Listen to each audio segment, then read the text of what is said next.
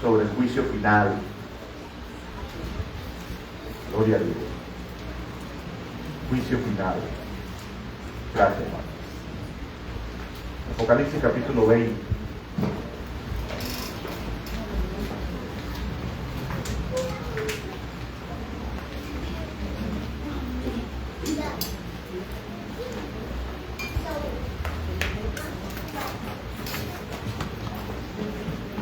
Gloria a Dios. Apocalipsis capítulo 20. Vamos a leer el versículo 11. Apocalipsis capítulo 20, versículo 11. ¿Lo tenemos? Amén. Gloria a Dios. Leemos palabra de Dios bajo la autoridad del Padre y del Hijo y del Espíritu Santo. Amén. Y vi un gran trono blanco y al que estaba sentado en él, delante del cual huyeron la tierra y el cielo, y ningún lugar se encontró para ellos. Amén. Dios bendiga su palabra. Bendito sea el nombre del Señor. Entonces, amados hermanos, la semana pasada estuvimos hablando sobre el milenio y todo lo que se va a desarrollar, o todos los eventos que se van a desarrollar durante el milenio. Bendito sea el nombre del Señor. Veíamos cómo en el milenio, para dar inicio al milenio, el Señor Jesucristo venía en las nubes. El Señor Jesucristo pone su pie en el monte de los olivos. El Señor Jesucristo se sentaba en el trono de David como rey, y desde allí comenzaba entonces a juzgar a las naciones con vara de hierro. Bendito sea el nombre del Señor. Y como la iglesia iba a estar reinando con el Señor Jesucristo durante ese periodo de tiempo. Bendito sea el nombre del Señor. ¿Sí? Todo eso lo vimos la semana pasada. Bendito sea el nombre de Cristo. Hoy vamos entonces a hablar sobre el juicio final. Sin embargo, para hablar sobre el juicio final, debemos desarrollar algunos eventos previos que se van a dar antes de que se instale el juicio. Bendito sea el nombre del Señor. Por ejemplo, hermano, para que se pueda dar inicio al juicio final, primero tienen que cumplirse 1000 años. ¿Sí? Primero tienen que cumplirse los 1000 años, porque si no, entonces el milenio no ha pasado. Recuérdense que el reino de Cristo va a ser exactamente por 1000 años. Entonces tienen que cumplirse esos 1000 años. Apocalipsis capítulo 20, versículo 7. Lo primero que tiene que acontecer es que se deben cumplir esos 1000 años.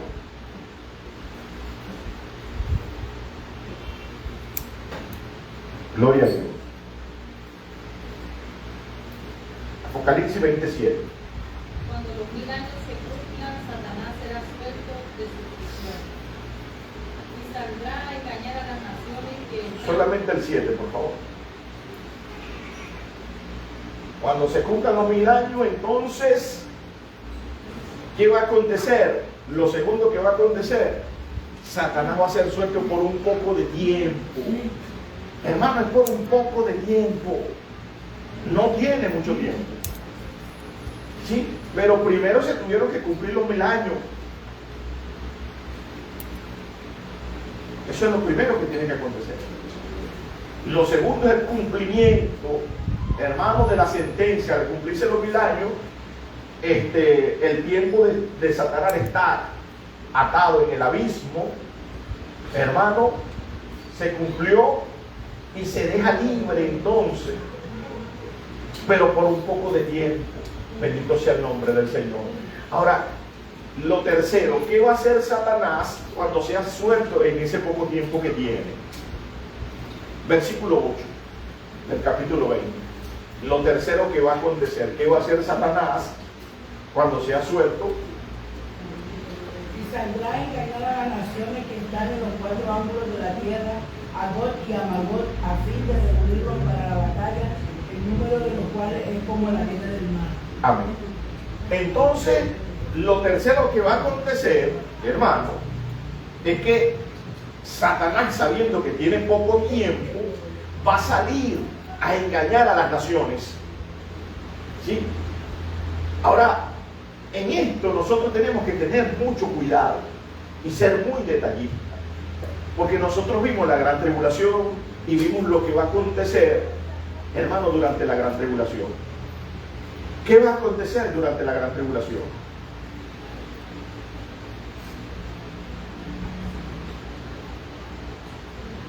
Destrucción. Para reducirlo en una sola palabra, destrucción, eso es lo que va a haber. ¿Sí? Va a haber eventos tanto en la tierra, terremotos, que van a generar maremotos, y gran parte de la población mundial va a morir. Va a haber eventos en el cielo, por ejemplo, el sol va a aumentar, hermano, su intensidad. Si ahorita en este tiempo sentimos el calor,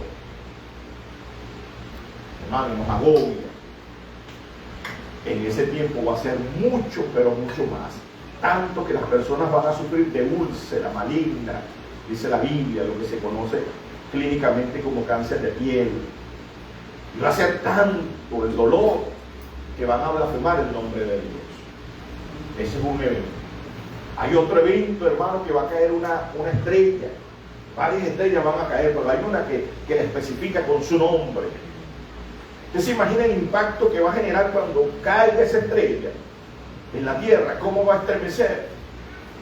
Y no solamente eso, sino que en el lugar donde va a caer, parece que es en las cabeceras de los ríos, porque va a volver las aguas amargas. Bendito sea el nombre del Señor. Entonces no se va a poder consumir el agua. ¿Qué sucede cuando el cuerpo humano no puede ingerir agua? ¿Cuántos días podemos nosotros pasar sin ingerir agua? Clínicamente está comprobado que de 3 a 5 días es lo que puede soportar el cuerpo sin tomar agua o ingerir agua. Bendito sea el nombre de Cristo. Entonces va a morir una gran cantidad de personas por eso.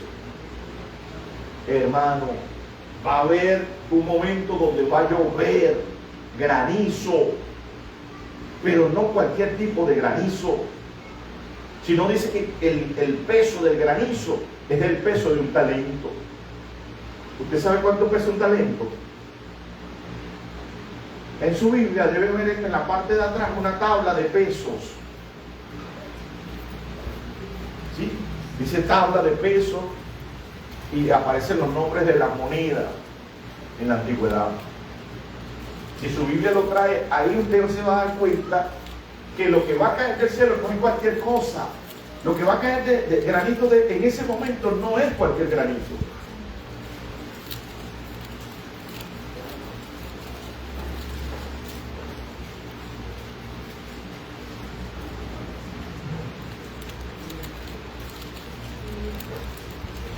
¿Lo tenemos?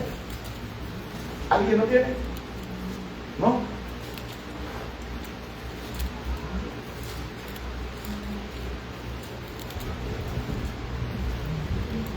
Ana Araceli, Mano Ronnie, Manado Vigila. ¿No? Bueno, alguien que lo googlee, por favor. Rápidamente, ¿cuánto pensaba un talento en la antigüedad? ¿Lo tenemos? ¿Manoquilino? Tabla de peso. Esa misma es. Pero igual vaya googleándolo, por favor. Entre 30 y 35 kilogramos. Era exactamente 34 kilos. Ahora usted se imagina un granito de 34 kilos cayendo desde las alturas.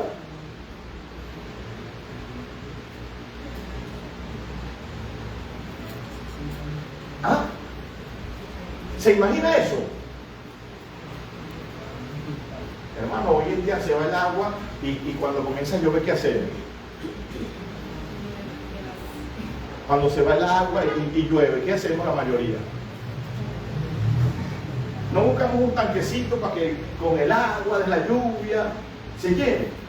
Por lo menos para tener ahí para cualquier emergencia. ¿Sí o no? ¿Cómo atrapa usted un peso de 34 kilos?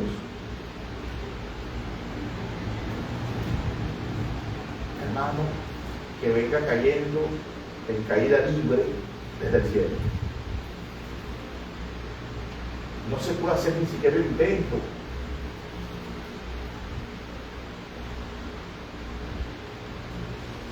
Usted conoce la fruta de pan. Fruta de pan, algunos lo conocen como pan de palo, pan de árbol. Es una fruta verde, pareciera que forma circular, pero tiene así bastante espinitas, pero no punzantes, ¿sí? Hermano, cuando cae el fruto de pan, eso se abre, suena plop y se abre. Más o menos vamos a quedar así como el fruto de pan si nos ponemos a atajar ese granito de 34 kilos. Más o menos vamos a quedar como el fruto de pan. Muchas personas van a morir por ese fenómeno. Bendito sea el nombre del Señor. En resumidas cuentas, lo que quiero es ilustrarle más o menos lo que va a acontecer en la gran tribulación, ¿sí? Para llegar al punto de que, como va a morir muchas personas, muchos territorios van a desaparecer, porque islas van a desaparecer por causa de los terremotos, porque el agua va a reclamar nuevamente su lugar. Bendito sea el nombre de Cristo. Así van a haber naciones que van a desaparecer, van a dejar de existir, naciones completas. Por lo tanto, cuando el versículo dice ahí, y fue a engañar a las naciones, a Gog y Magog, hermano, sería un exceso ponerle el nombre a esas naciones y decir que en la actualidad esa nación representa al país tal. Sería un exceso. Ahora sí me hago entender. No podemos ponerle nombre a esas dos naciones porque no sabemos si realmente esas naciones van a ser preservadas en la gran tribulación. Entonces, lo que sí podemos afirmar, con lo que vimos la semana pasada, que la tierra va a ser liberta de su maldición, las personas van a recobrar su longevidad, como en la antigüedad, que en el milenio van a haber naciones que van a nacer. Eso sí podemos asegurarlo, pero no le podemos asegurar a tal o cual nación que va a ser preservada durante la gran tribulación. Eso queda ya en la autoridad de Dios. Entonces, decir que esta nación que la Biblia llama Magog representa en la actualidad a tal nación, hermano, es un exceso. Ahora, lo que sí podemos decir es que Satanás va a salir, va a aprovechar su poco tiempo para engañar a esas naciones. Y va a lograr engañar a algunas de esas naciones. Y se van a sentir esas naciones tan poderosas, se van a sentir esas naciones tan seguras, se van a sentir esas naciones tan capaces. Versículo 8 fue el que leímos. Apocalipsis 28. ¿Sí? Entonces vamos a leer ahora el 9. Se van a sentir tan capaces que van a ir a rodear el campamento de los santos y la ciudad amada. Y subieron sobre la altura de la tierra y rodearon el campamento de los santos y la ciudad amada. Y de Dios descendió fuego del cielo y los consumió. Entonces fíjense, aquí hay dos eventos, ¿no? Primero, las naciones que Satanás logra engañar van a ser naciones numerosas, pero también van a ser naciones que se van a sentir en la capacidad de hacer guerra contra el campamento de los santos. Cuando dice campamento de los santos, hace referencia, hermano, a Israel. ¿Por qué lo llama el campamento de los santos en ese momento? Porque Jesucristo, el Mesías, está sentado en el trono de David. ¿Verdad que sí? Pero también la iglesia está en ese lugar. Y dentro de la iglesia hay 12 personas que son parte de la iglesia, que el Señor Jesucristo le hizo una promesa grande, una promesa hermosa. Póngale una marca allí y vamos a Mateo capítulo 19, versículo 28.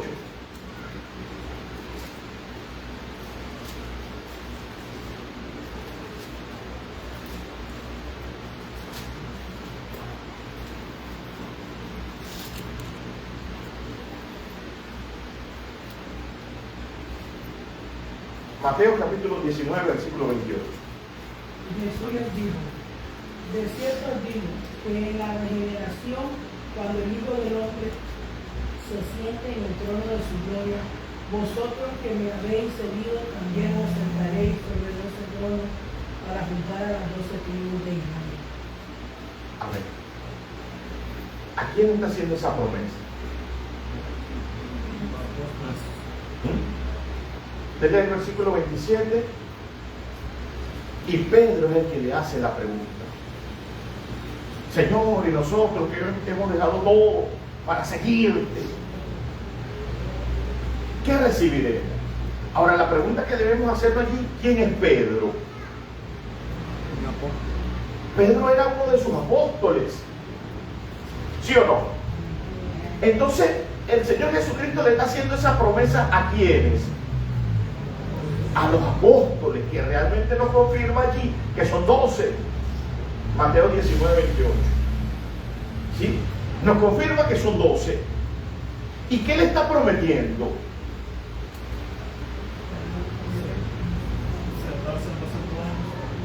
¿Cuándo?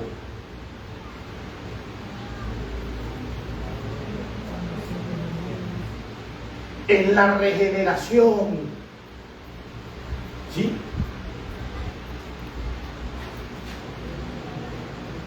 ¿Cuándo se regenera algo? ¿Cuando está perfecto o cuando se corrompió? La tierra está corrompida. ¿Sí? Hay una maldición sobre la tierra, hay una maldición sobre el hombre, sobre consecuencia de lo que hizo Adán y Eva en el huerto del Edén. Ya lo explicamos un poco. ¿Sí? Entonces, cuando el Señor Jesucristo venga a establecer su reino, ahí todo se va a regenerar y va a volver al principio como estuvo Adán y Eva en el huerto del Edén. Por eso le habla de la regeneración en ese punto, ¿no? Y el otro aspecto es lo que concierne a la nación de Israel. La nación de Israel en 1948 nace, pero con una sola tribu, con un solo departamento, con una sola provincia, que es la tribu de Judá. Pero como le dije la semana pasada o la antepasada, hay 11 tribus que están dispersas por el mundo, que de ahí es donde entonces el Señor los trae, le vuelve a repartir la tierra, está regenerando el Estado de Israel como realmente debe ser, ¿sí? Ahora, después que esté la tierra regenerada, el Señor Jesucristo recobre lo que perdió Adán en el huerto del Edén y que Israel sea regenerado en su estado primario.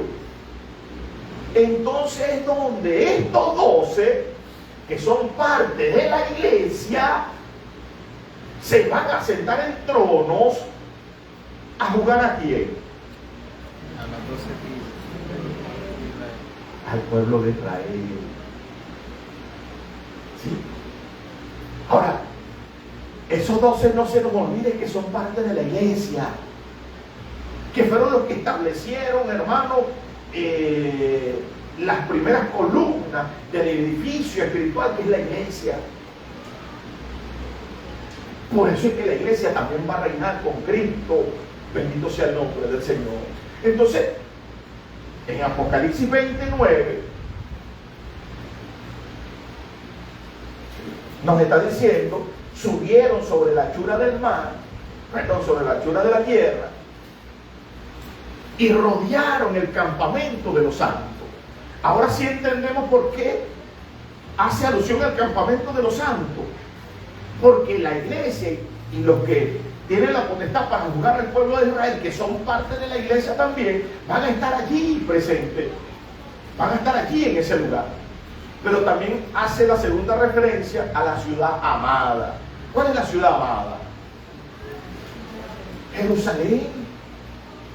Porque Jerusalén va a ser el centro del gobierno mundial. Ahí es donde va a estar establecido, hermano, el tercer templo. Porque en el tercer templo es donde va a estar el trono del Señor Jesucristo. Entonces esa es la ciudad amada. A pesar de todo lo que ha acontecido, hermano, inundaciones, ha sido quemada, ha sido saqueada, ha sido sitiada, Jerusalén siempre ha permanecido allí. Bendito sea el nombre del Señor. Entonces por eso le dice la ciudad amada. Bendito sea el nombre de Cristo. Ahora, ese ejército, vuelvo y repito, se va a sentir tan capaz, se va a sentir tan preparado por el número que va a tomar la decisión de tratar de sitiar e invadir a Israel. Van a ser engañados por el anticristo. Ahora, la segunda parte del versículo es mucho más interesante que la primera. ¿Sí? Cuando usted logra percibir, ahí hay una división natural, hay un punto y una coma.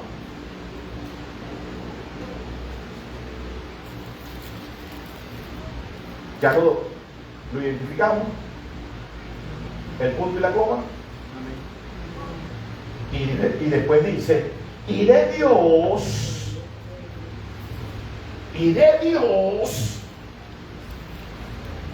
descendió fuego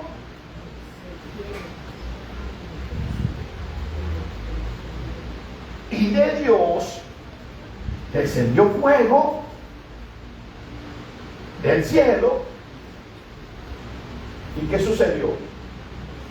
Lo consumió. ¿Por qué esto es interesante? Primero porque debemos determinar dónde está el trono de Dios.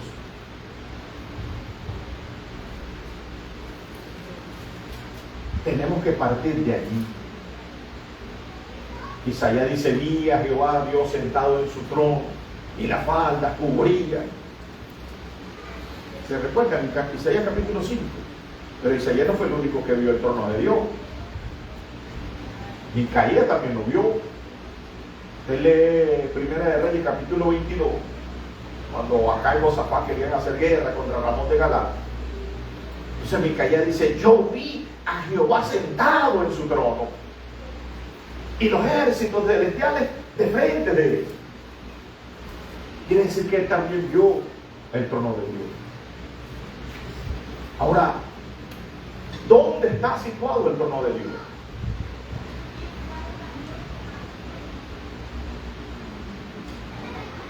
En lo más alto, en lo más alto del cielo. Isaías capítulo 12. Y vamos a ponerle aquí una marquita y Ezequiel 28. Donde Satanás quería colocar el trono de él.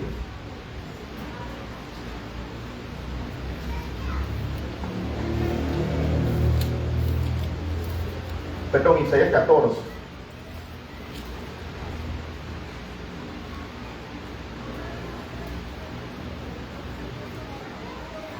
Vamos a leer versículos 12, 13 y 14. Isaías 14, versículos 12, 13 y 14. ¿Cómo caíste del cielo, oh lucero, hijo de la mañana? Cortado fuiste por tierra, tú que debilitabas a las naciones. Tú que decías en tu corazón, subiré al cielo, en lo alto, junto a las estrellas de Dios. Levantaré mi trono y en el monte del testimonio me sentaré, a los lados del norte. Sobre la altura de las nubes subiré y seré semejante al Altísimo. Amén. Ahora sí sabemos dónde está el trono de Dios. Versículo 13. Clave. Dice, y tú que decías en tu corazón, subiré al cielo, en lo alto, en lo más alto, junto a las estrellas de Dios levantaré mi trono, y en el monte del testimonio me sentaré a los lados del norte. El norte siempre apunta hacia arriba, ¿sí? Isaías capítulo 14, versículo 12, 13 y 14. En lo más alto, hermano, del cielo está el trono de Dios. ¿Y por qué tengo que partir de allí? Establecer el lugar donde está el trono de Dios. Porque desde allí, a partir de allí, es donde va a caer, va a descender fuego del cielo. ¿Sí? ¿Y qué hace el fuego? Consume.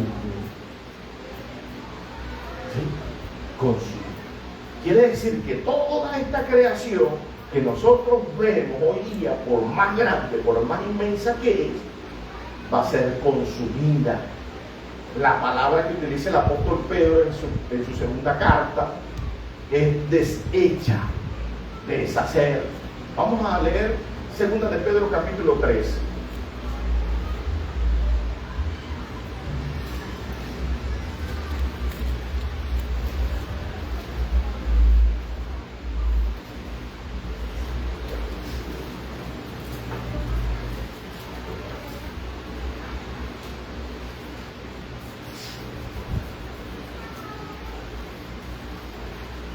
Versículo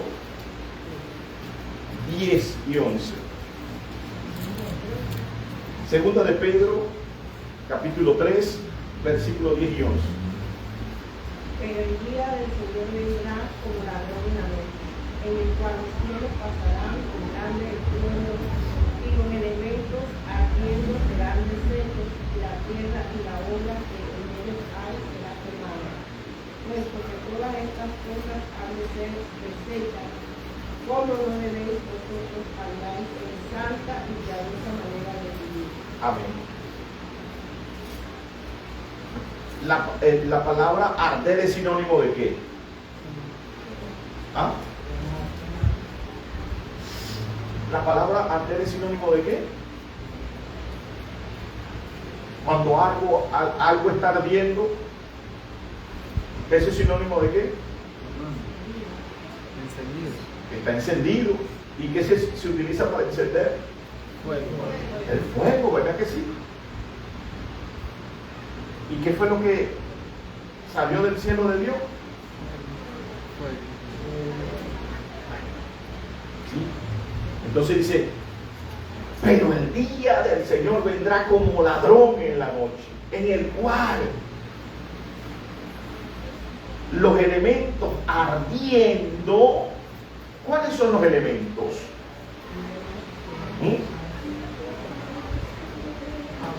Tierra, fuego, aire y agua. Van a desaparecer. ¿Sí? Pero la palabra que utiliza Pedro es deshacer o desechos. Quiere decir que en un momento fueron hechos. ¿Sí? La palabra o el verbo que utiliza el escritor de Isaías, o el escritor Isaías, es bará. En el hebreo, bará. Hacer. ¿Sí? Hacer. Pero ese verbo hace referencia a hacer sin materia o material existente. Quiere decir que con la autoridad de la palabra, Dios hizo la creación y se formó lo que nosotros conocemos como materia. Bendito sea el nombre del Señor. Pedro utiliza la palabra entonces deshacer. Deshacer. Todos esos elementos van a ser deshechos. Pero fíjese que a partir del cielo de Dios, toda esa creación va a ser quemada, va a desaparecer. Bendito sea el nombre del Señor. Por eso es que es necesario o esencial determinar dónde está el trono de Dios, porque a partir de allí para abajo todo va a ser deshecho, absolutamente todo. ¿Se recuerda la semana pasada o antepasada que le decía que había una persona que le aparecían por ahí con una revista impresa a color, donde usted veía algunos animales y hacía un paisaje hermoso? ¿Se recuerda? Y se recuerda que le dije que no le dicen que para llegar a eso tiene que acontecer algo terrible.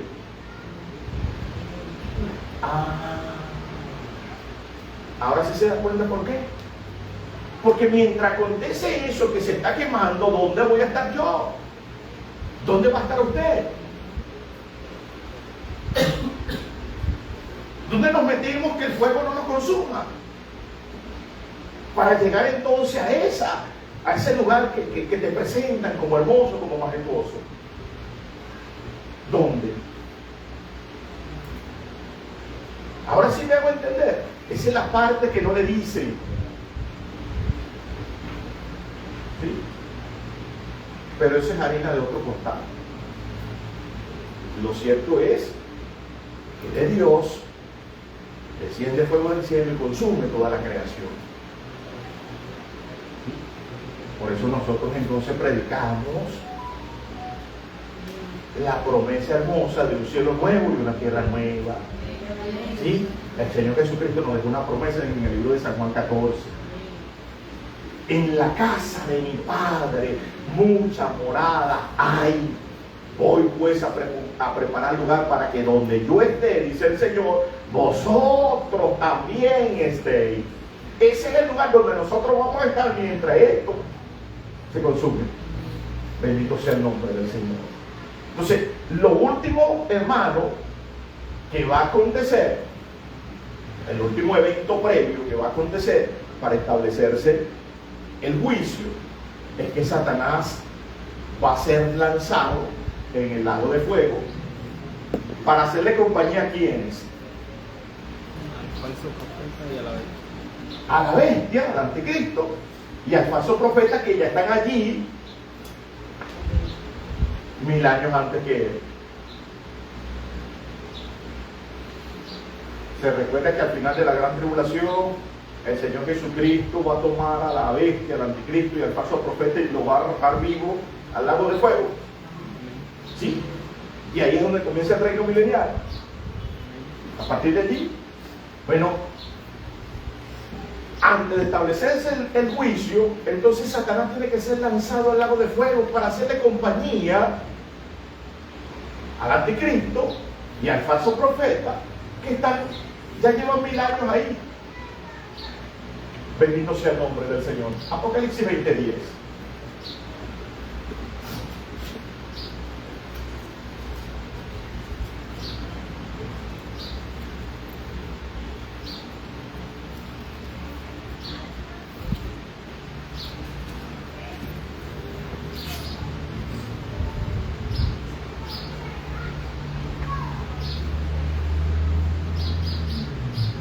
¿Lo tenemos?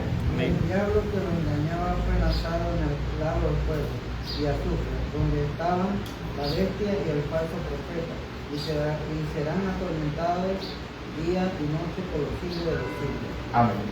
Y el diablo que los engañaba fue lanzado al lago de fuego que arde con azufre. ¿Quiénes estaban allí primero que él? La bestia, el anticristo y el falso profeta. Ya llevan 1000 años ahí. ¿Saben qué sucede? Que van a ser atormentados día y noche por los siglos de los siglos, de los siglos, de los siglos, de los siglos, sin ninguna, absolutamente ninguna posibilidad de salir de allí.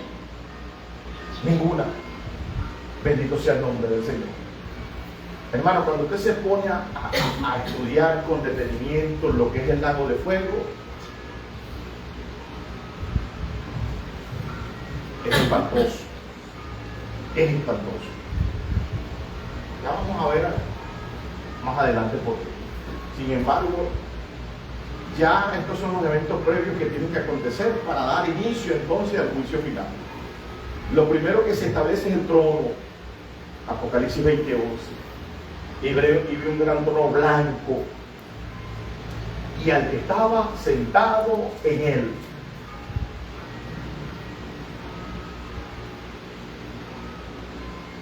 Apocalipsis 20:11. Delante del cual huyeron los cielos y la tierra, y no se halló lugar para ellos. Entonces se establece el trono, pero también se muestra quién está sentado en el trono,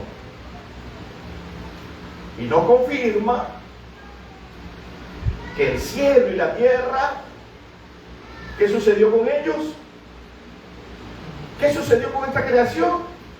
Fue deshecho. Desapareció. Desapareció. ¿Sí? Cuando dice y no se halló lugar para ellos, es que no, sencillamente no cabían en la otra creación. Por lo tanto, no se dejaron de existir. Sencillamente se deshicieron. Bendito sea el nombre del Señor. Hermano, vuelvo y repito, el apóstol Pedro nos confirma que esta tierra, este cielo que nosotros vemos tan hermoso, tan sublime, tan grande, está reservado por la palabra para su destrucción. Segunda de Pedro, capítulo 3, versículo 7.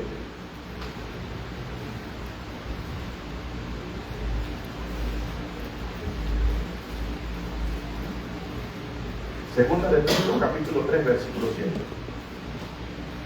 Pero los cielos y la tierra que existen ahora están reservados por la misma palabra, guardados para el fuego en el día del juicio y de la perdición del hombre impío. Lo tenemos todo. ¿Seguro? Pero los cielos y la tierra que hoy conocemos están reservados por la palabra para ser destruidos. ¿Cómo?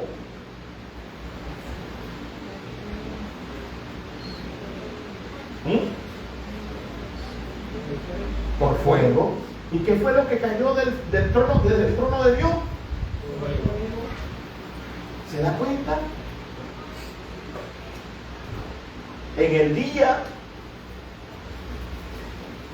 de la destrucción, bendito sea el nombre del Señor. Hermano, hagamos un paréntesis acá. Hoy en día, la mayoría de nosotros como seres humanos tenemos necesidades, tenemos nuestras responsabilidades. Bendito sea el nombre de Cristo. Y muchas veces nos sumergimos tanto en nuestras necesidades y en nuestras responsabilidades que nos sentimos por un momento que vamos a ser eternos y que toda nuestra vida va a permanecer en esta tierra. ¿O será que yo solo me siento así?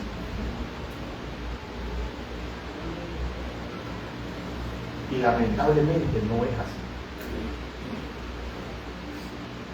Lamentablemente esta tierra no es eterna. Y ahorita lo estoy hablando como persona, como ser humano, cualquiera, sin intervención de lo que comúnmente la gente llama como religión. Nos dejamos llevar por la angustia de todos los días. Tengo que salir a trabajar, tengo que sumar, tengo que comprar esto, tengo que pagar aquello, que tengo que reunir, que tengo que ahorrar para esto. Y siento que eso voy a poder hacerlo toda la vida.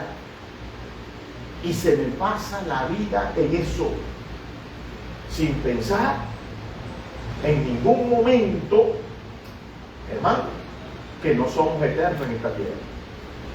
Y que mucho menos esta tierra es eterna. Bendito sea el nombre del Señor. ¿Sí? Ahora sí le voy a hablar como creyente. Bendito sea el nombre de Cristo.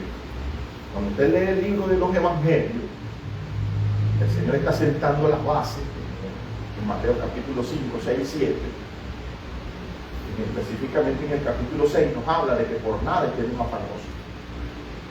Y nos habla del cuerpo, nos habla de la vida, nos habla de lo que sustenta el cuerpo y nos habla de lo que cubre el cuerpo.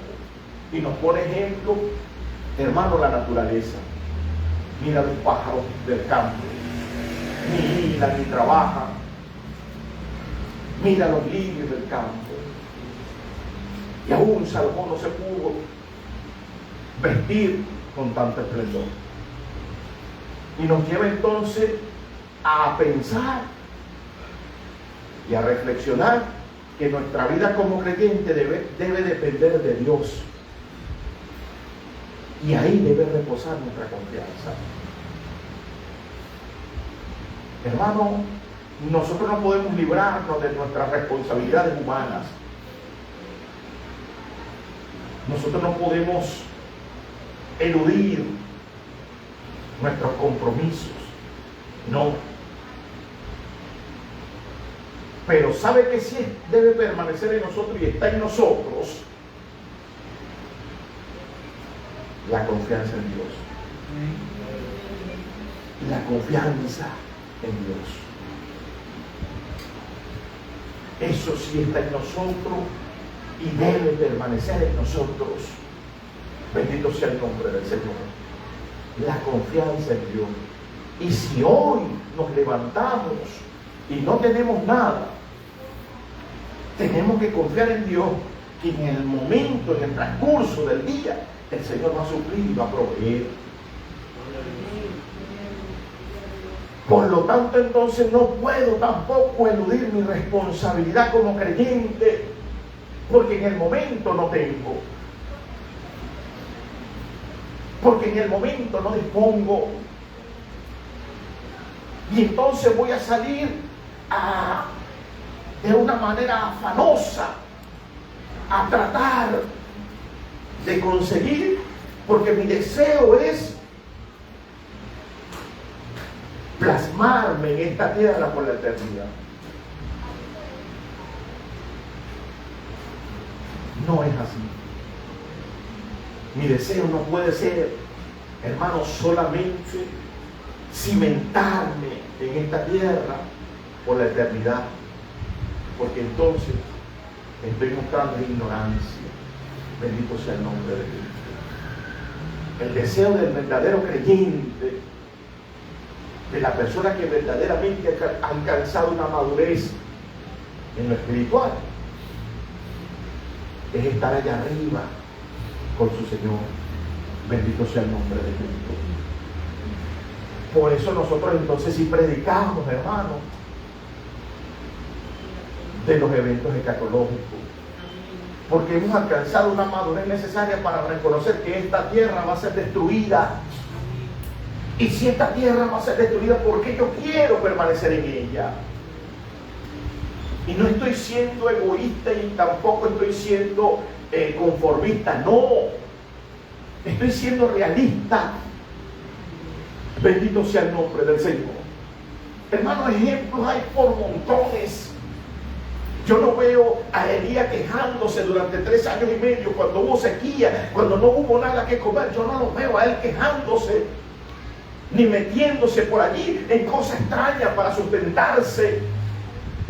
Y no fue un día, ni un mes, ni un año, fueron 3 años y medio. Y Santiago nos recuerda algo tan hermoso de Elías. Santiago nos dice que Elías era un hombre sujeto a las pasiones como las nuestras. Quiere decir que también tenía sentimientos como los tiene usted y como los tengo yo. No era un superhombre, no. Bendito sea el nombre del Señor. El apóstol Pablo le dice a los hermanos de Tesalónica que si nosotros, amados hermanos, verdaderamente sentimos la responsabilidad, tenemos que trabajar con nuestras propias manos. Bendito sea el nombre de Cristo. Pero que si también le dice a los colosenses, que si también eres consciente de que has resucitado con Cristo, entonces tienes que poner la mirada en las cosas de arriba. Bendito sea el nombre del Señor, donde está sentado Cristo a la diestra del Padre. Bendito sea el nombre del Señor. Hermanos, lamentablemente esta tierra va a ser destruida. Está reservada por la misma palabra para ser quemada en fuego. Entonces, ¿por qué no tenemos que apegar a ella? ¿Por qué? ¿Por qué debemos amar más las cosas terrenales que las cosas celestiales? Si va a ser destruida, si va a ser deshecha.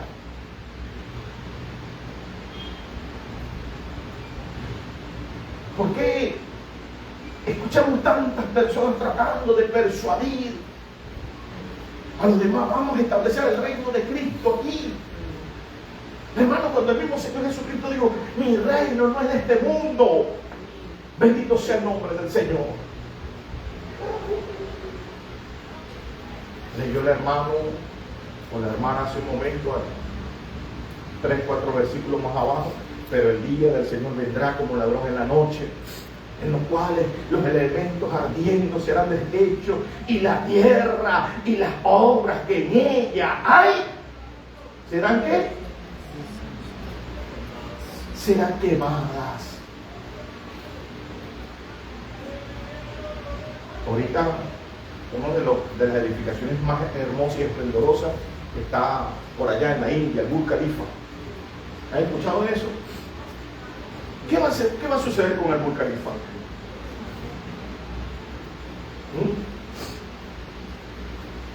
No vayamos muy lejos. Aquí tenemos un edificio emblemático, hermano. El Tornillo. La Torre del Tornillo. ¿Qué va a suceder con la Torre del Tornillo? Ay, ¿cuántas personas cuando están en el noviazgo? No, yo quiero llevarte a París para desayunar y almorzar allá abajo la torre y poner un candado ahí para que nuestro amor se quede. Lo estoy haciendo a un modo chistoso, ¿sí?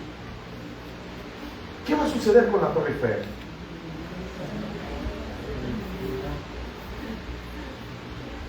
Hoy en día se habla que Arabia Saudita va a ser la ciudad modelo, que llaman el Q, está en etapa de planificación, una ciudad autosustentable, no va a tener necesidad la gente de salir de allí. ¿Qué va a suceder con esa edificación?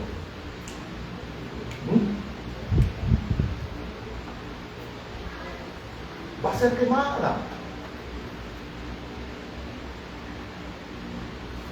Eso no nos lleva a Lucas, al hombre que tenía tierra y sembró ese año y su cosecha fue tan grande que se puso a pensar, ¿y ahora qué haré con toda esta cosecha? No tengo dónde depositarla. Se le vino una gran idea.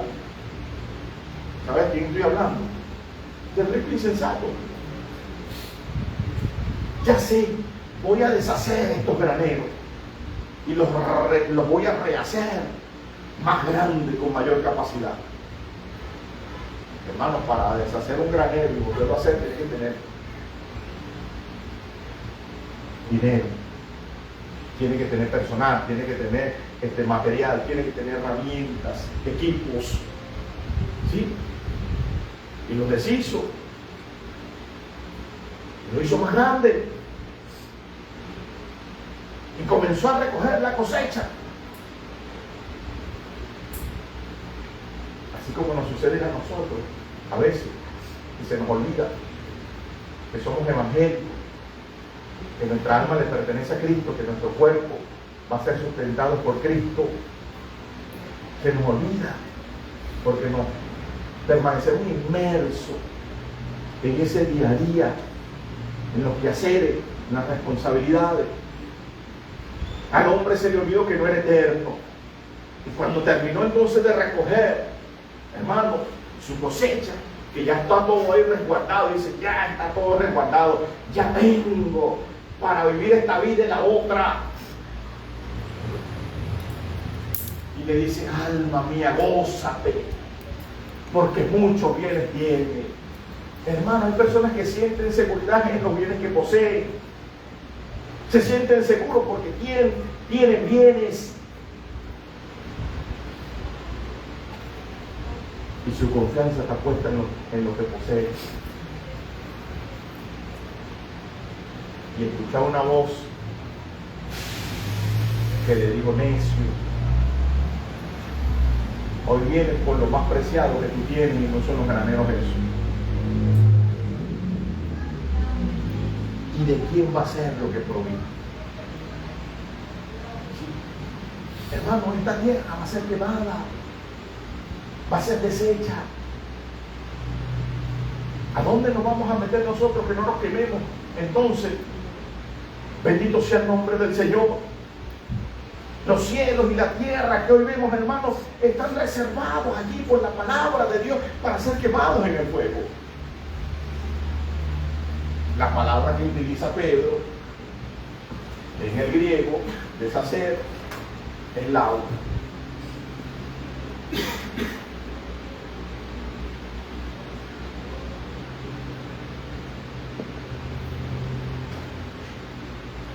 Lau.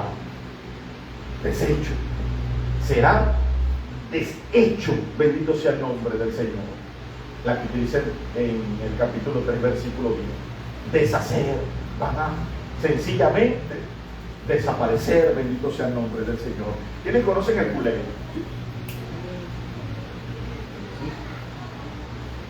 El culé, hermano, cuando está haciendo este calor,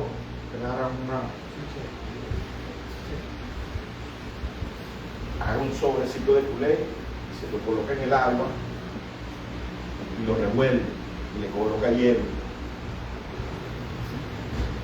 Se desintegra en el agua, tiñe el agua, la pinta, le siente el sabor, pero el polvo desaparece, ¿sí? Sencillamente desaparece. Más o menos va a acontecer así, hermano, con la tierra y las obras que hay en esta tierra, bendito sea el nombre del Señor, van a dejar de existir, bendito sea el nombre de Cristo. Y entonces, ¿qué vamos a hacer con lo que estamos proveyendo? Entonces, ¿qué vamos a hacer con lo que se está acumulando? Bendito sea el nombre de Cristo. ¿Qué vamos a hacer con lo que tanto nos preocupa hoy día?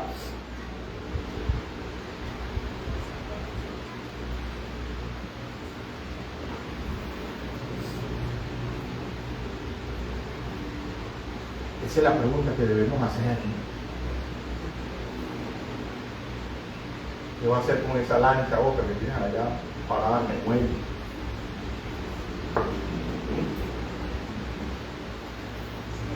Ian, ¿qué va a hacer con ese Ferrari que tienes allá parado en el garaje?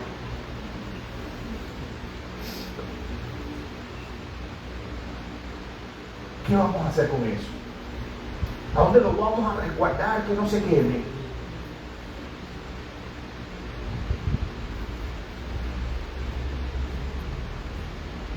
¿A dónde nos vamos a resguardar nosotros si nos quedamos, hermanos, que no nos quememos?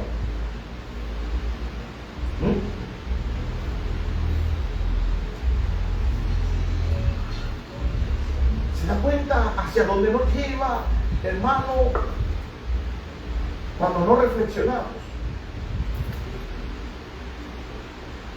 Y vuelvo y repito, no estoy siendo egoísta, no estoy siendo conformista, estoy siendo realista. Nada de lo que acumulemos en esta tierra está seguro. Por eso es que el escritor de Eclesiastés dice que las personas que confían en su riqueza, hermano, lamentablemente no se dan cuenta que las riquezas son ninguna. No hay en este mundo riquezas, bendito sea el nombre del Señor, reales. Porque en algún momento sencillamente van a desaparecer. Bendito sea el nombre del Señor. Ahora, ¿qué sucede? Que en este punto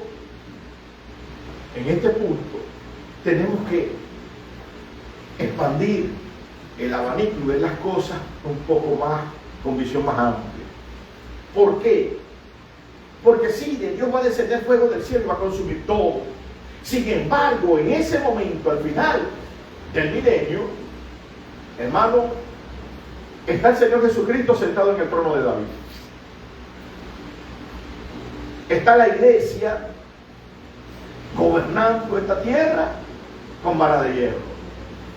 Están los apóstoles que son parte de la iglesia gobernando o juzgando a las tribus de Israel. ¿Sí? Van a haber naciones que van a nacer durante el milenio que no se van a dejar engañar. ¿Qué va a acontecer con toda esa gente? ¿Qué va a acontecer con todos ellos? ¿Van a ser destruidos? ¿Van a ser quemados? No. No.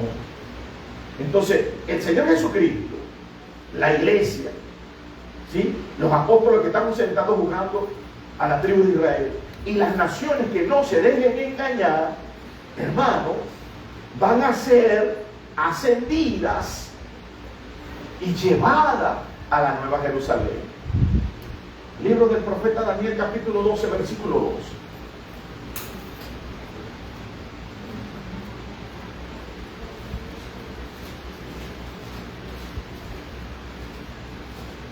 Gloria a Dios.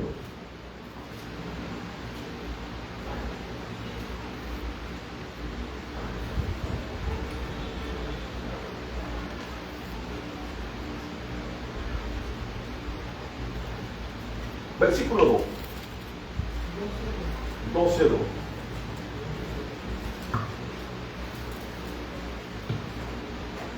Y muchos de los que duermen en el polvo de la tierra serán despertados, unos para vida eterna y otros para vergüenza y confusión perpetua. Amén. Fíjese que Daniel es bastante amplio. Entonces dice, muchos de los que duermen en el polvo de la tierra serán despertados, serán resucitados, ¿sí? Uno para vida eterna. ¿Quiénes son esos uno? Es lo que nos enseña el apóstol Pablo en la primera carta de los Corintios, primera a los Tesalonicenses y Apocalipsis capítulo 20. Los muertos en Cristo resucitarán primero, ¿sí? Unos para vida eterna, los muertos en Cristo ya resucitaron en el arrebatamiento de la iglesia, y los otros para vergüenza y confusión perpetua. ¿Quiénes son esos otros? Los muertos sin Cristo. Sencillamente, los muertos sin Cristo. Evangelio según San Juan capítulo 5.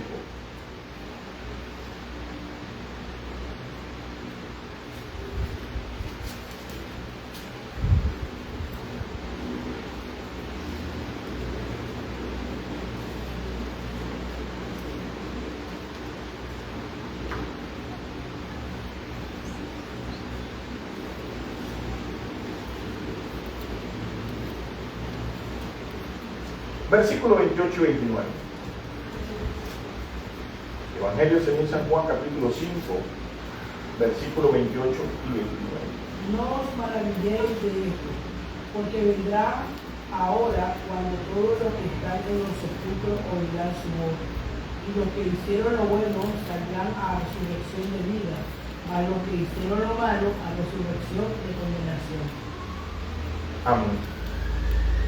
No maravilléis ahora, porque vendrá ahora cuando los que están en los sepulcros oirán la voz.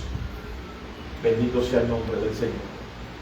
Entonces, los muertos en Cristo ya resucitaron, pero los muertos sin Cristo también tienen que resucitar. Apocalipsis capítulo 20, versículo 2. Ya se estableció el trono. Y viene ahora esto que estamos leyendo. Daniel capítulo 12, versículo 2, San Juan capítulo 5, versículo 28 y 29. La resurrección de ¿quiénes? De los perdidos, de los que se pierden.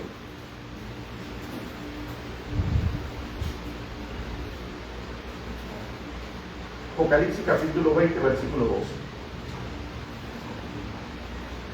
Vivían los muertos grandes y pequeños, de pie ante Dios. Y los libros fueron abiertos, y otro libro fue abierto, el cual es el libro de la vida. Y fueron juzgados los muertos por las cosas que estaban escritas en los libros según su obra. Amén. Entonces ahora viene la resurrección de los perdidos. ¿Qué está viendo Juan? En ese versículo 12. Los muertos. Y vi los muertos. ¿Sí? ¿Por qué le llama muerto? ¿Ah? Porque espiritualmente ya están muertos. ¿Sí? No tienen ninguna oportunidad de salvación. Por eso le llama muerto. Porque ya no tienen ninguna oportunidad de ser salvos. Eternamente ya están perdidos. ¿Sí? Por eso le llama muerto. Ahora, Juan es bastante específico y dice: vi los muertos grandes y pequeños delante del trono de Dios. Hermanos, cuando habla de grandes y pequeños, no está hablando de condición social ni condición económica. No hace referencia a los que han alcanzado el éxito a nivel social, al que llegó a ser presidente, al que llegó a ser gobernador, alcalde, no sé, ingeniero, licenciado, lo que la persona considere que es su techo de éxito o su cumbre de éxito. No está hablando de eso. Cuando está hablando de grandes y pequeños, no está hablando, hermanos, de condición económica, al que alcanzó la riqueza y se considera grande, al que tiene una organización amplia, al que tiene una empresa tan transnacional. No está hablando de eso. Sencillamente está hablando, hermano, de edad y de altura. De eso es lo que está hablando. Hay personas que tienen la costumbre, o se le ha ido calando en la conciencia, una aseveración bien contraria a lo que las escrituras enseñan, de que los niños son angelitos y por lo tanto ellos van al cielo. Eso, hermano, no es totalmente cierto. Eso no es así. Hay una condición que se debe cumplir para que esa criatura sea considerada santa. ¿Sí? Y en esa condición de santidad es que puede ir al cielo. Pero si esa condición no se cumple, hermano, lamentablemente ese niño, aunque sea niño, se pierde. Lamentablemente se pierde. Creo que hablé el viernes, o toqué algo de esto el viernes. Salmo 51:5.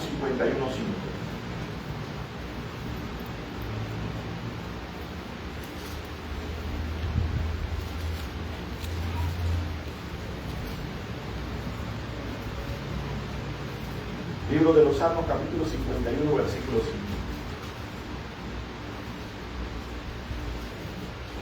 ¿Lo tenemos? En maldad es uno formado, y en pecado se confesó mi mano. Fíjense quién está escribiendo esto.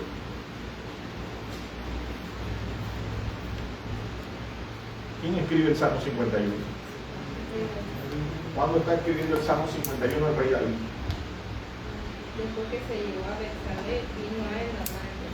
Después que cometió una falta grave y el profeta Natán lo confronta, entonces escribe el Salmo 51.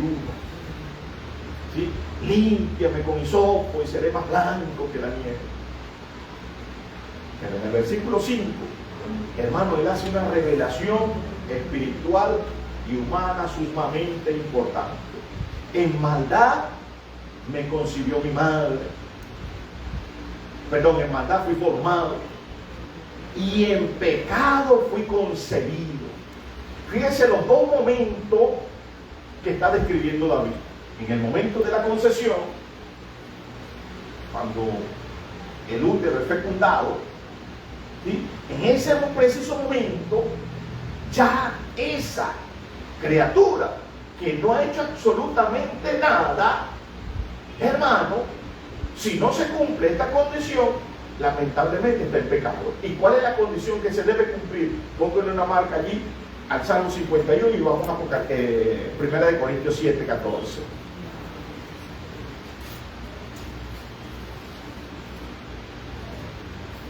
Primera de Corintios 7, 14.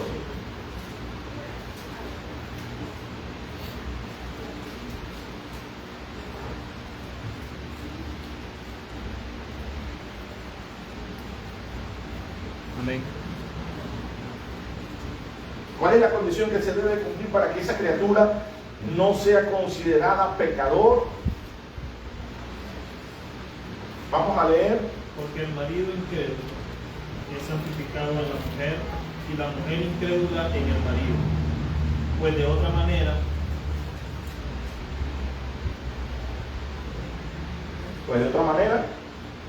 manera, vuestros hijos serían inmundos, mientras que ahora son santos. Porque el marido incrédulo, hay tres condiciones para formarse una pareja. Perdón, hay tres formas de formarse una pareja y esa pareja estar en una condición espiritual. ¿Sí? Primero, hombre creyente y mujer incrédula. Sabemos todos lo que es un incrédulo, ¿no? Inconverso. Que no es creyente. ¿Sí? Esa es la primera condición. ¿Sí? Ahora, esto se puede invertir. La mujer puede ser creyente, ¿no? La mujer puede ser creyente y el hombre puede ser incrédulo, que es lo que está planteando el apóstol Pablo como primera premisa. El marido incrédulo es santificado en quién? En la mujer creyente. ¿Sí? Quiere decir que en esa condición primaria, la creyente es la mujer. ¿Sí? Y la segunda, cuando se invierte, entonces es contraria, porque la mujer incrédula es santificada en el marido creyente. Quiere decir que esta condición se puede, ¿sí?, dar al revés, o es el hombre o es la mujer. Sin embargo, lo que hay que resaltar aquí, que uno de los dos es creyente. ¿Sí? ¿Cuál es la segunda condición?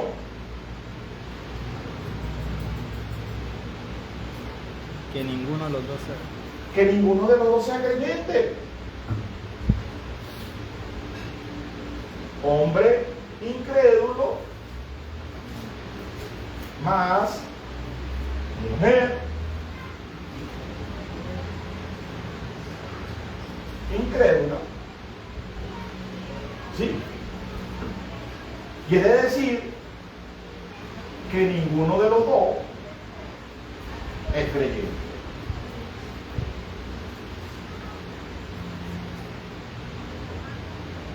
¿Sí o no? ¿Y cuál es la tercera condición? Que los dos sean creyentes. Que los dos sean creyentes.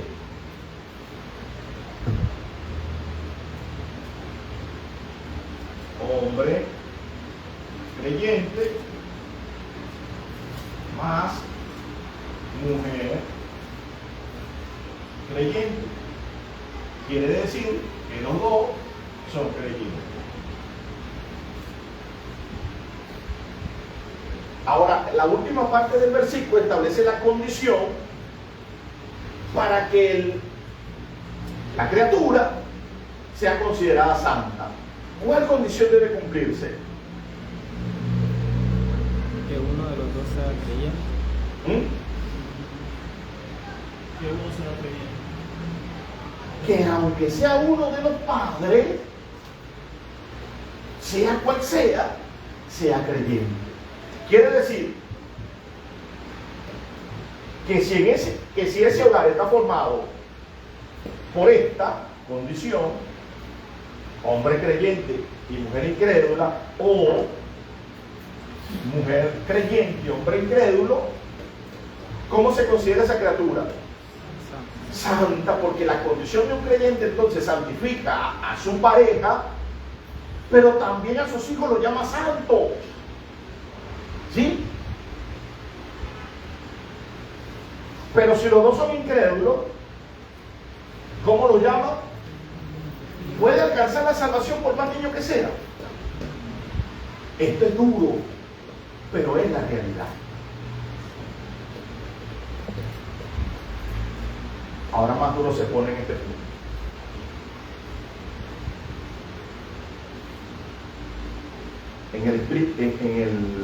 En el ocultismo, brujería, santería, palería y todo lo que termine en esas cosas, hermano, hay grupos que son un poquito más perversos que otros.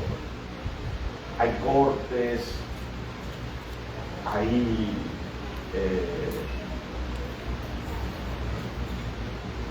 organizaciones que son más perversas que otras.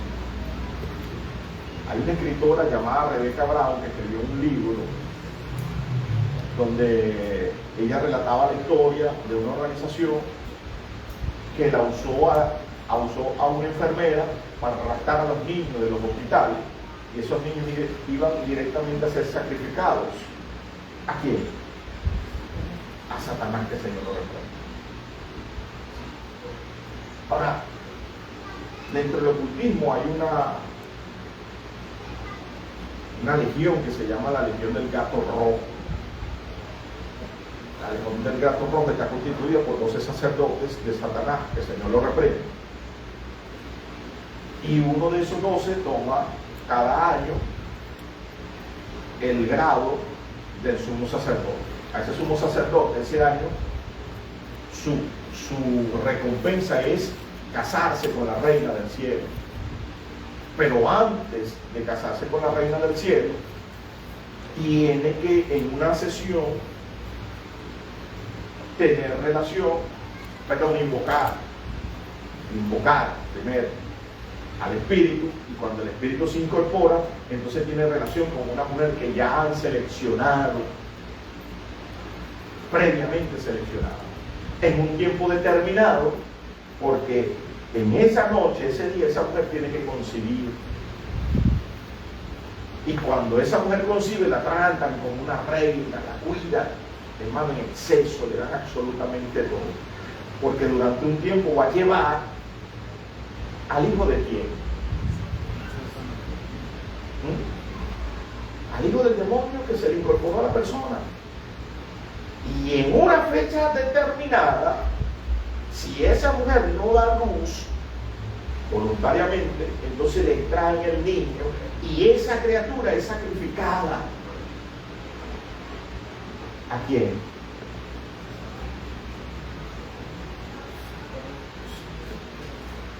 Puede ser salvo porque es niño.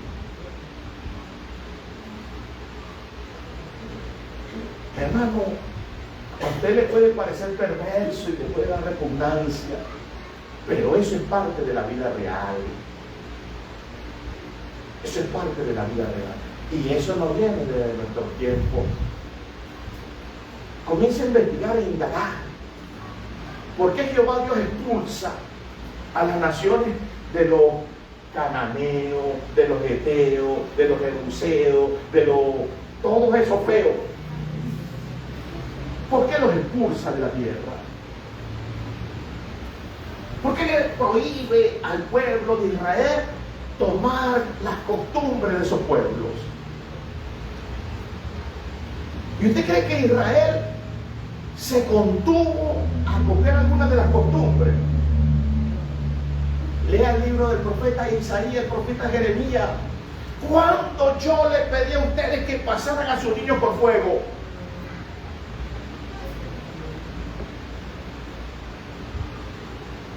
¿Puede ser salvo esa criatura? Había un dios llamado Moloch que tenía un orificio. Hicieron una estructura con un orificio en el pecho, y atrás tenía una hoguera. Inmoló con unos mecanismos, extendía los brazos y las personas colocaban sus niños allí, hermano. Y con ese mecanismo retraía los brazos, como colocándoselos en el pecho en forma de aceptación de esa ofrenda. Y ese niño caía atrás y era quemado. ¿Le parece horroroso? Imagínense cómo se siente Jehová Dios cuando ve eso en su pueblo escogido. De esos pequeños el que está hablando Juan en ese versículo. Y vi los muertos grandes, ya tienen una condición para pensar y tomar una decisión, y los pequeños también por culpa de su padre. Bendito sea el nombre del Señor. No vamos muy lejos en nuestro tiempo. Hay personas que profesan una religión diferente.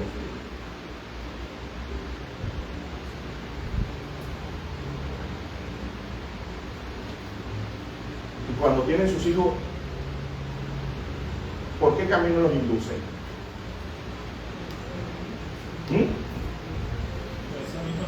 Por el camino que sus abuelos y sus padres profesaron. ¿Por qué la gente se hace satanista? ¿Por qué la gente se hace hoy santero? Porque eso fue lo que le enseñaron sus padres. ¿Por qué la gente se hace católico? ¿Por qué la gente se hace mormón? ¿Por qué la gente se hace testigo de Jehová?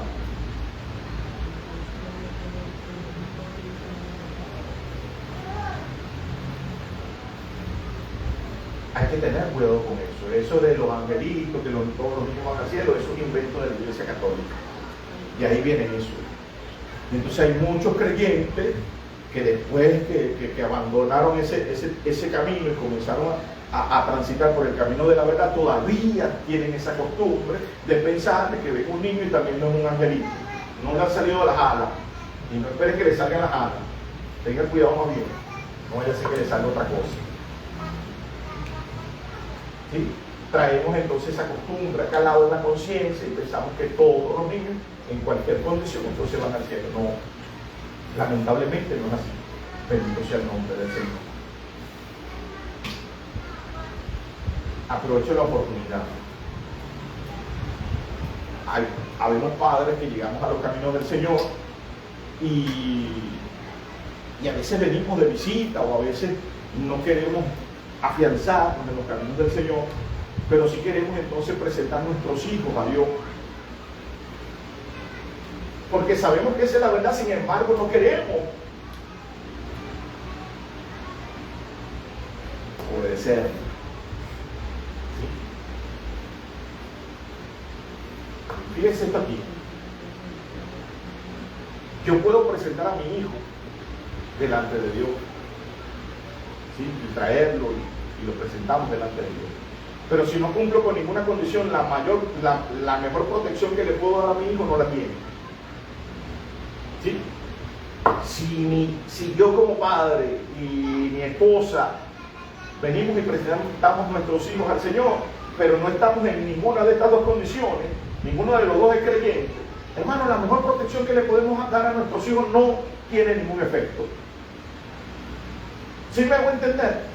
La mejor protección que le puedo dar a mi hijo o a mis hijos, dependiendo de lo que tenga, es que uno de los dos padres sea creyente, porque ese hijo va a ser considerado santo delante de Dios, indiferentemente en la condición que esté, mientras no llegue a tener una conciencia abierta, porque llega un momento donde ya los niños tienen su conciencia abierta, que ya no son niños sino ya son jóvenes, que tienen entonces ahora que velar por su vida espiritual. ¿Sí me hago entender? Usted lee el libro de Job en el capítulo 1 y se da cuenta que los hijos de Job, andaban haciendo banquetes todos los días, se turneaban. Primero uno, primero el otro, y eran 7. Y yo no estoy queriendo decir que en ese tiempo la semana se llamaba lunes, martes, miércoles, no. Pero como hoy se llama lunes, martes, miércoles, jueves, viernes, sábado y domingo, entonces ellos eran 7, justamente los 7 días que trae la semana, quiere decir que cada uno se turneaba un día. El lunes le tocaba a fulano, el martes a mengano, el miércoles a su canejo y así. Y toda la semana vivían en eso. Las únicas que eran, ¿cómo le llamamos a las que se colean sin invitación? ¿Ah? Las únicas que llegaban a cada uno de esos banquetes, hermanos, y disfrutaban sin ninguna responsabilidad eran las 3 hembras. Tenía 7 varones y 3 hembras. ¿Sí?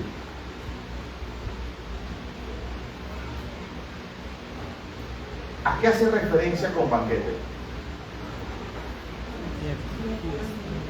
¿Qué se hace en una fiesta?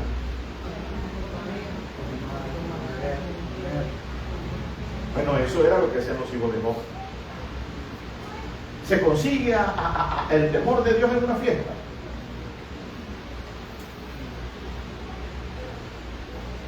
¿Sí? Fíjese la condición espiritual en la que estaban los hijos de Job. Pero Satanás no podía tocarlos. ¿Por qué usted cree que Satanás no podía tocarlos?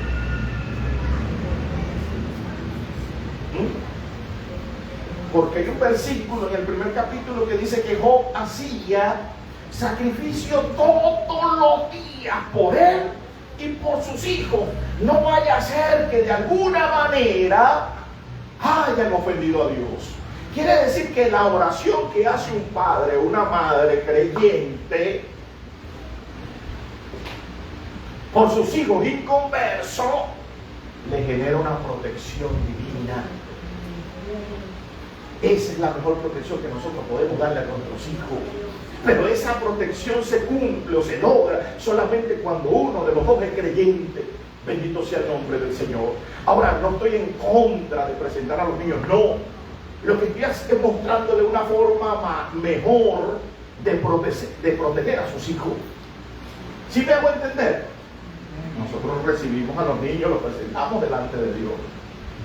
Pero si ninguno de los dos padres creyentes, lamentablemente eso va a estar allí como que muy débil.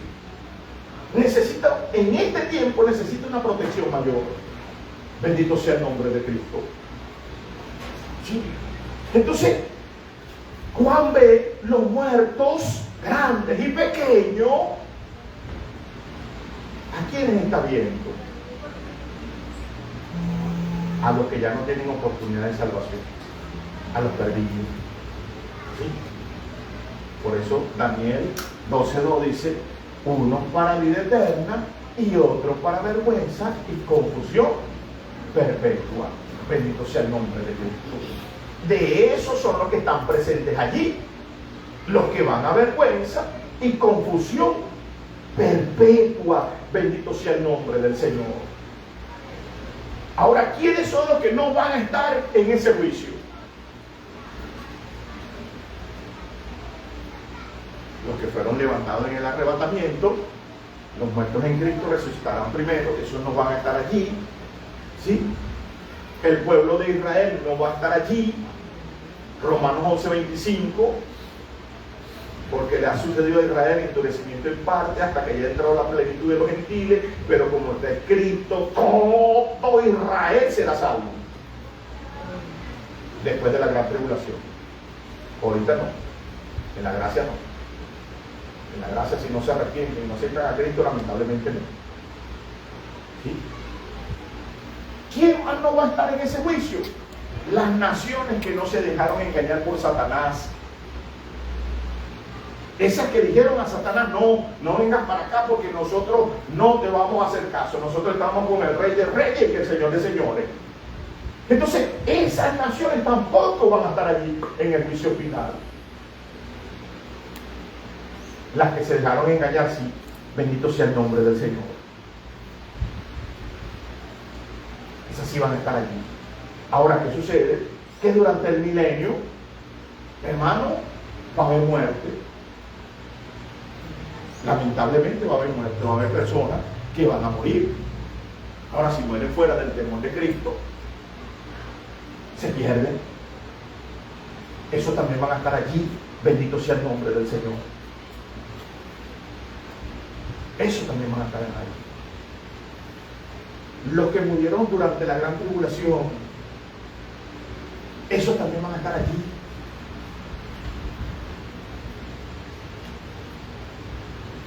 Los que murieron en la guerra del Armagedón, esos también van a estar allí. ¿Sí? También van a estar allí.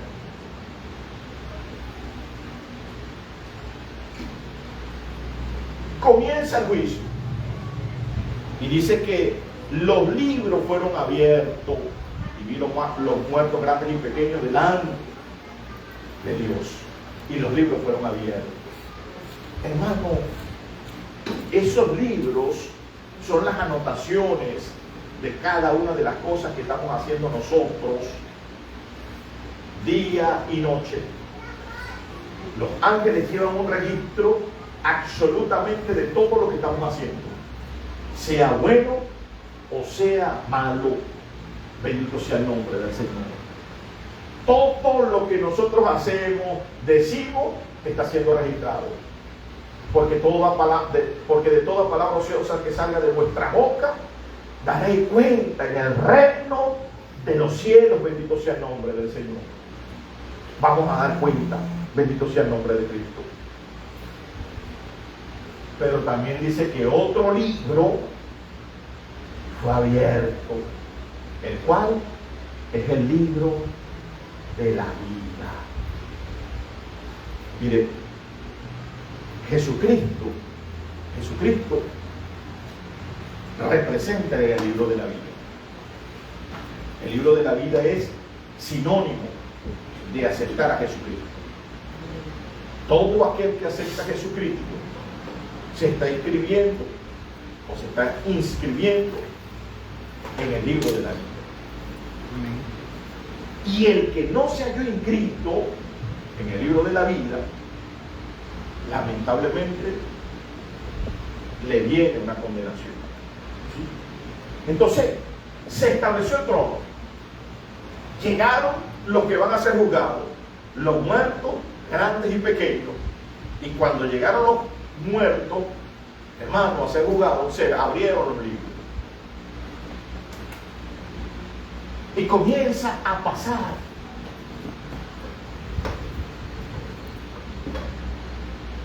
un acontecimiento, bendito sea el nombre del Señor,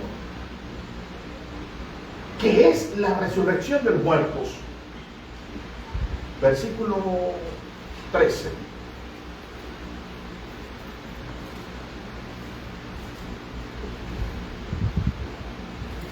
Y el mar entregó los muertos que habían en él, y la muerte y el Hades entregaron los muertos que habían en ellos, y fueron juzgados cada uno según sus obras. Fíjense lo que está aconteciendo, ¿no?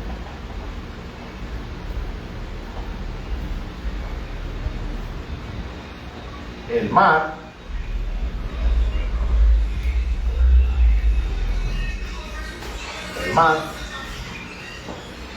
entregó sus muertos. ¿Qué muerto tiene el mar?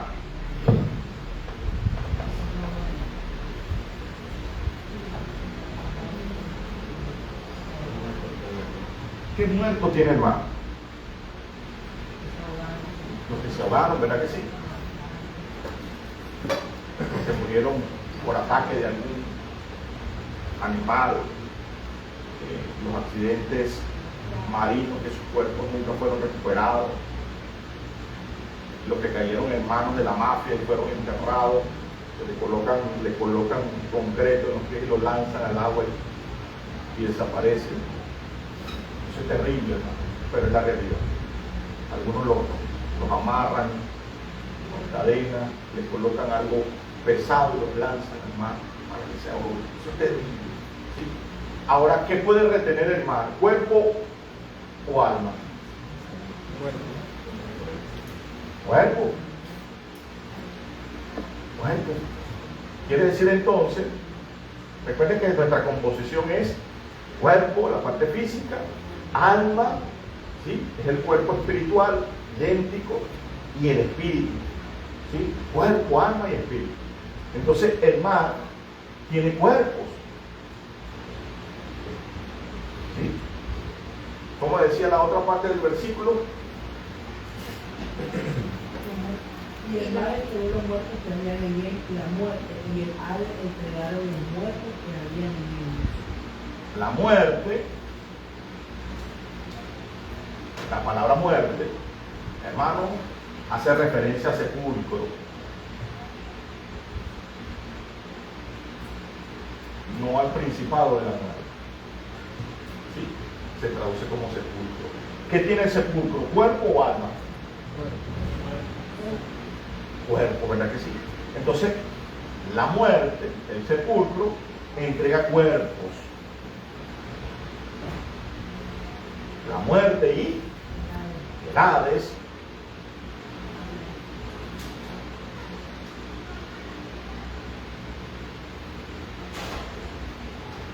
el Hades, hermano, es la misma o el mismo lugar que se identifica también como lugar de tormento, como infierno, como Seol. ¿Sí? Son 4 distinciones que se utilizan, o definiciones que se utilizan para describir a un solo lugar. Entonces, cuando hablamos de Hades, estamos hablando de infierno, lugar de tormento y Seol. Es lo mismo. ¿Sí? Lo único que está utilizando la palabra en griego. Hades es en griego, Seol es en hebreo, pero es el mismo lugar. Ahora, ¿el infierno qué tiene? ¿Cuerpo o alma?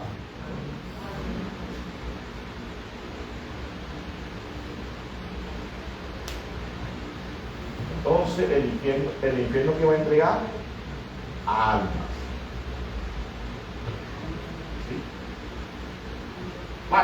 Para que haya una resurrección, hermano, tiene que haber una unión, o volverse a unir, el cuerpo y el alma.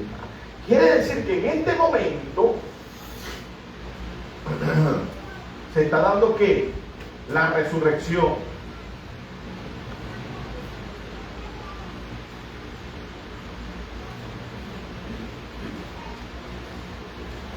De los perdidos, de los muertos que no resucitaron en el momento del arrebatamiento, sino que tuvieron que esperar ahora a resucitar en el juicio final. ¿Sí? Por eso dice, los muertos en Cristo resucitarán primero. Los muertos en Cristo entonces van a resucitar después. ¿Cuándo? En el juicio final. En este momento, que describe Apocalipsis capítulo 20, versículo 13, hermano, se está dando la resurrección de los que no resucitaron en el momento del arrebatamiento de la iglesia. Quiere decir que es la resurrección de los perdidos. ¿Y por qué de los perdidos? Porque ya ninguno de los de allí va a alcanzar la salvación. Ninguno, lamentablemente. Entonces, se presentan delante de Dios, se abrieron los libros y comienza el juicio. Fulano de tal, pase adelante. Señor, bastante me predicaron, bastante me hablaron de ti. Bastantes veces me insistieron y me hicieron invitación a la iglesia. Dame aunque sea una oportunidad, Señor. Yo te prometo que ahora sí. Se dobla de rodillas. Te lo pido, por favor. Implora de rodillas. Porque tiene que cumplirse la palabra que dice: toda rodilla se doblará y confesará que Jesús es el Señor. Ahí es donde vienen los ángeles y le dicen, no, el tiempo pasó. Y lo van y lo lanzan al lago de fuego. Va a ser el otro. Y uno por uno, Señor, no te voy a pegar mentira. Yo sé que no acepté. Yo reconozco que no accedí. Yo estoy totalmente claro que estoy en este lugar por mi decisión, pero también sé que tú eres misericordioso, también sé que tú eres piadoso, también sé que tú eres amoroso. Ese es el que cree que puede hablarle con talento al Señor Jesucristo. Así que, Señor, implorando esa misericordia tuya, dame la oportunidad, por favor, te lo pido, y se arrodilla. Se pasó el tiempo. Vamos para allá. Y uno por uno van siendo juzgados. Y uno por uno van siendo sentenciados. Y de una vez van siendo condenados.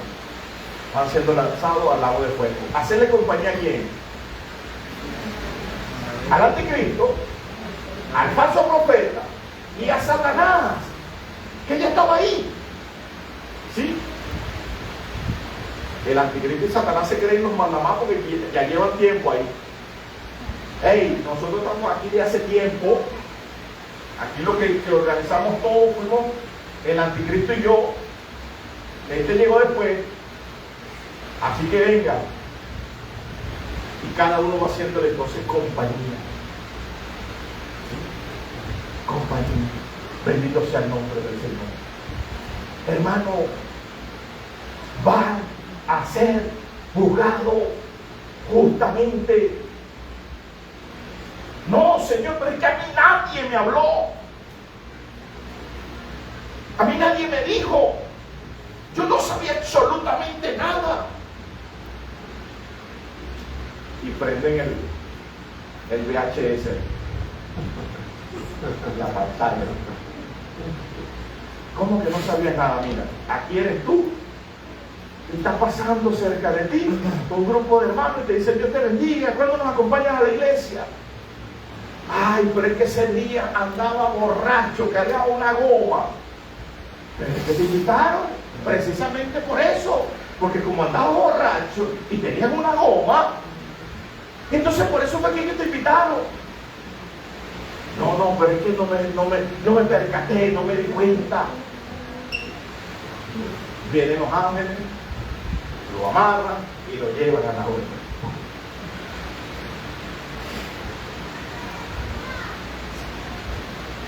Señor, negociemos.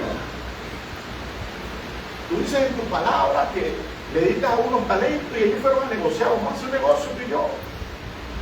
¿Cuánto hay que dar aquí, papá, para salir de este problema? El que piensa que puede comprar a Cristo. ¿Sí? El que piensa que puede comprar la salvación. ¿Cuánto hay que dar? Habla ahí. Dime, lleguen a un acuerdo. Vienen los ángeles, lo amarran y lo llevan al lago de fuego. Bendito sea el nombre del Señor. Hermano, uno por uno va a ir doblando sus rodillas. Bendito sea el nombre del Señor. Y reconociendo que Jesucristo es el Señor. Y que lamentablemente, hermano, el tiempo que tuvieron para arrepentirse, la oportunidad que tuvieron para afirmarse, la desperdiciaron. Es lamentable. Bendito sea el nombre del Señor. Y vi los muertos grandes y pequeños ante Dios. No se va a escapar absolutamente nadie. Nadie. Todo el mundo se va a presentar delante de Dios. Absolutamente todo. Y todos van a tener hermano, el mismo juicio. El mismo. No es que no, mira lo que esta gente que fue honorable mientras estuvo en la tierra, vamos a hacerle un juicio más exclusivo. No. Ahí se terminó absolutamente todo. Bendito sea el nombre del Señor. Viene el que tú sabes, el que es popular, el que recibe 1 millón de likes en la publicación. Señor, pero mira, toda la gente que me sigue, yo tengo muchos seguidores, les puedo decir a ellos que te sigan a ti también. Vamos a hacer aquí un trueque. Yo te consigo así seguidores y tú me dejas libre de esto. Yo no quiero estar aquí. Se acabó el tiempo. Dale, Señor, por favor, te lo pido. Cae de rodillas, hermano, a confesar el nombre del Señor. Vienen los ángeles, lo toman y lo llevan al lago del fuego. ¿Sí? Lo llevan al lago del fuego. ¿Sabe cuál es el problema?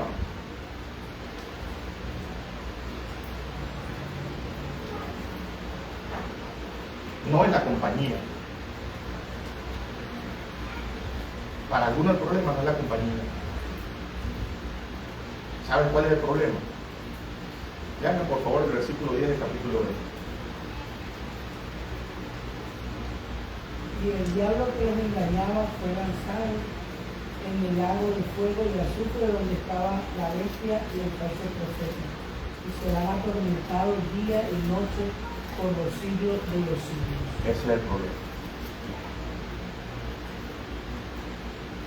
No es la compañía. El problema es ese. Que de ahí no va a salir más nunca. Hermano, aunque suene un poco descabellado, los que están en el infierno tienen la esperanza de salir un momento del infierno. ¿Sí? Tienen la esperanza de salir por un momento del infierno. ¿Y cuál va a ser ese momento? Este que estamos hablando. Ellos van a salir del infierno. Van a salir del infierno para ir a juicio. Ese lapso de tiempo, no sé cuánto es, pero esa es la esperanza de ellos, de salir de esa llama. ¿Sí? Presentarse delante de Cristo para ser juzgado. Esa es la esperanza de los que están en el infierno, ese lapso de tiempo, vuelvo y repito, no sé cuánto es, pero esa es su esperanza. Los que cayeron en el lago de fuego no tienen esa esperanza. Vuelvo a leer el versículo, por favor. Y el diablo que los engañaba fue lanzado en el lago de fuego y azufre, donde estaba la bestia, el falso profeta, y serán atormentados día y noche por los siglos de los siglos. Y serán atormentados día y noche por los siglos de los siglos, y hay que añadir los siglos hasta infinito. Quiere decir que de ahí no sale absolutamente más nunca. ¿Por qué usted cree que se llama o se le designa al lago de fuego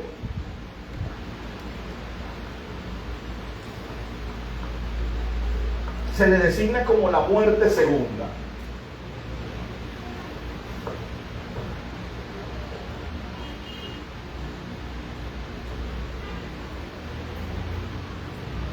¿Por qué usted cree que al lago de fuego se le designa como la muerte segunda? Usted lee el versículo 15 y siguiente es la muerte segunda. ¿Sí? ¿Por qué usted cree? La palabra muerte es sinónimo de separación. Cuando una persona muere, el cuerpo y el alma se separan, ¿sí? Eso es lo que significa la palabra muerte. Entonces, el lago de fuego se le conoce, se designa como la muerte segunda, porque es la separación totalmente de todos los que cayeron ahí de Dios. Ya están totalmente separados de Dios. No hay ni la más mínima esperanza de volver a reconciliarse o estar cerca de Dios. Por eso se le conoce como la muerte segunda. Bendito sea el nombre del Señor. Ahora, vamos a leer el versículo 14. Y fíjese esto. Versículo 14 de Apocalipsis 20. Y la muerte y el Hades fueron lanzados al lago de fuego. Esta es la muerte segunda. Y la muerte, ahora no está hablando del sepulcro, ahora sí está hablando del principado de la muerte, ¿sí? Fueron lanzados al lago de fuego. Usted lee Primera de Corintios 15, creo que lo hablamos la semana pasada, del versículo 21, 22 en adelante, y el apóstol Pablo establece, hermano, un orden. Primero Cristo, luego las primicias, luego los que son de Cristo en su venida. ¿Se recuerda? Establece un orden y establece, hermano, lo que se conoce teológicamente como la dispensación, ¿sí? Pero en el versículo 26, el apóstol Pablo, de primera de Corintios 15, 26, revela lo que va a acontecer ahora con el principado de la muerte.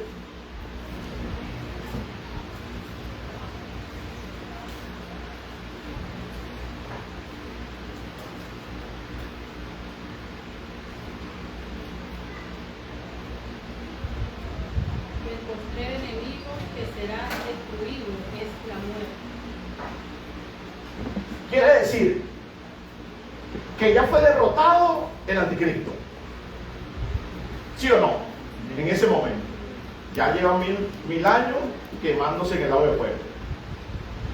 Fue derrotado Satanás, que el Señor lo reprenda. Ya fue lanzado al lago de fuego, ¿sí? El falso profeta también fue derrotado. Cuando derrotan a Satanás, que el Señor lo reprenda, también los demonios van detrás de él, porque él es el comandante general, él es el que lo guía, ¿sí? Pero hacía falta uno. De todo eso, hacía falta uno. ¿Cuál era ello? Ese, el principado de la muerte.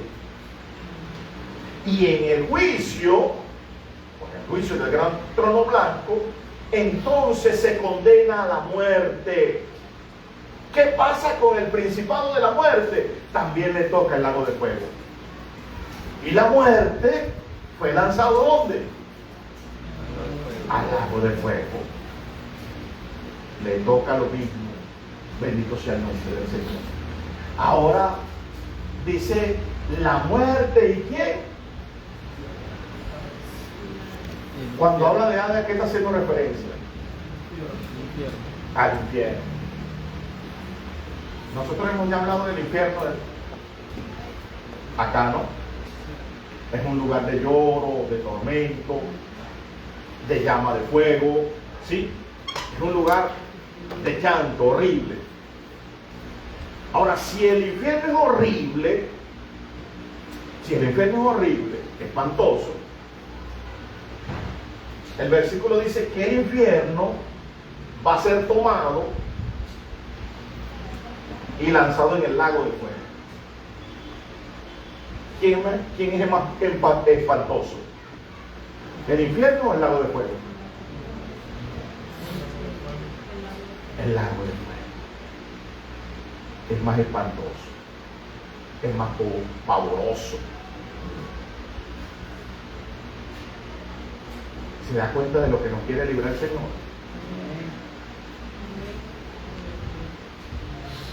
¿Se da cuenta de lo que el Señor, hermano, nos quiere salvar? Porque hablamos de la salvación como algo insignificante. Pero cuando comenzamos a analizar lo que es la perdición, entonces es donde nosotros comenzamos a darle valor a la salvación. Bendito sea el nombre de Dios. Allí, y solamente allí, es donde comenzamos a darle, hermano, importancia a la salvación. Entonces, el postrer enemigo, uno de los últimos enemigos que será destruido, es la muerte. Fíjense que el anticristo ya lleva 1000 años en el lago de fuego, pero la muerte todavía no.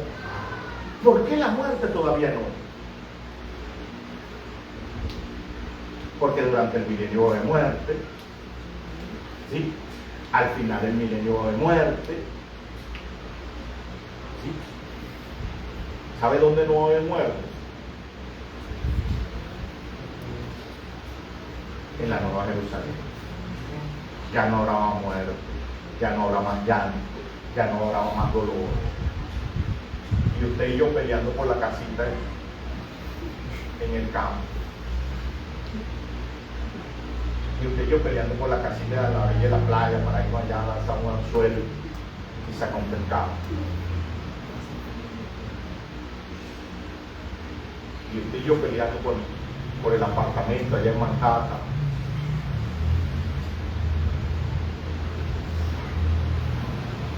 Y allá arriba es donde no hay muerte. Aquí sí. ¿Se da cuenta la diferencia? ¿Se da cuenta por lo que nosotros verdaderamente debemos luchar? ¿Se da cuenta por qué nosotros debemos perseverar? Por estar allá arriba. Bendito sea el nombre del Señor. Es lanzada la muerte en el lago de fuego, el infierno que tenía las almas allí presas, es lanzado al lago de fuego, hermano. Se acabó todo. Se terminó todo.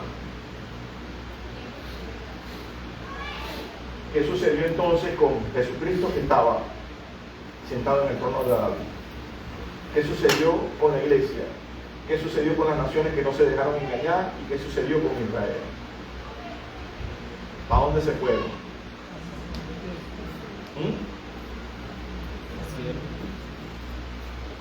¿Para dónde?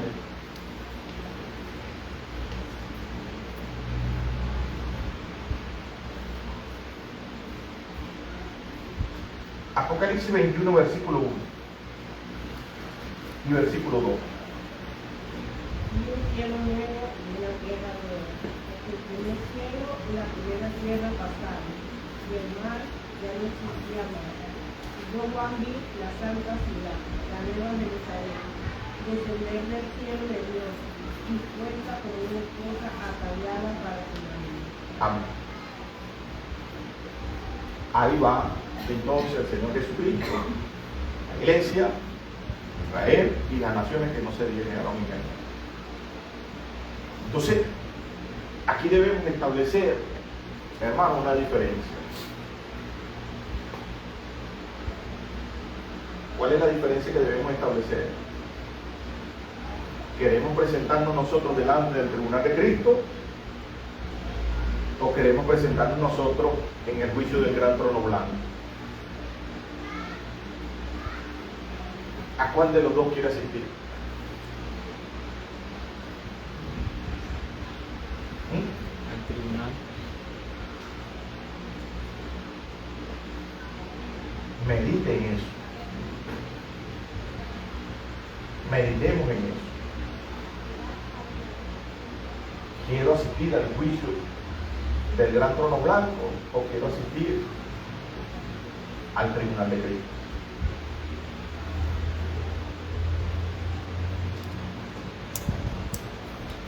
Todos, absolutamente todos los que sean salvos y todos los que sean perdidos, de una u otra manera, tienen que ser juzgados o presentarse delante del Señor Jesucristo. ¿Qué establece la diferencia? Que uno es un tribunal de premiación, de recompensa, de galardones, y el otro es un juicio para condenación. Bendito sea el nombre del Señor. Esa es la diferencia. Los que van a condenación eternamente se pierden. Los que pasan por el tribunal de Cristo y reciben su recompensa eternamente son salvos. Bendito sea el nombre del Señor. Hermano, el lago de fuego no lo creó Dios para el ser humano. El lago de fuego lo creó Dios para Satanás y los ángeles que se rebelaron en contra de él. Bendito sea el nombre del Señor. Ellos saben que les corresponde eso. Ellos saben. Ahora, ¿sabe qué es lamentable? Que el ser humano, por su indiferencia, por su apatía, por su rebeldía, por su soberbia, vaya a hacerle compañía a Satanás y a los demonios en el lago de fuego. Eso es lamentable.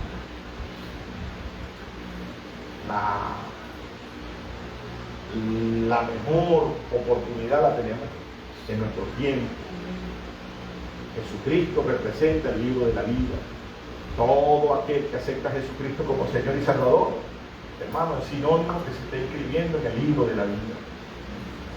Sin embargo, Jesucristo estableció la forma como debe andar todo aquel que se quiere acercar a Él.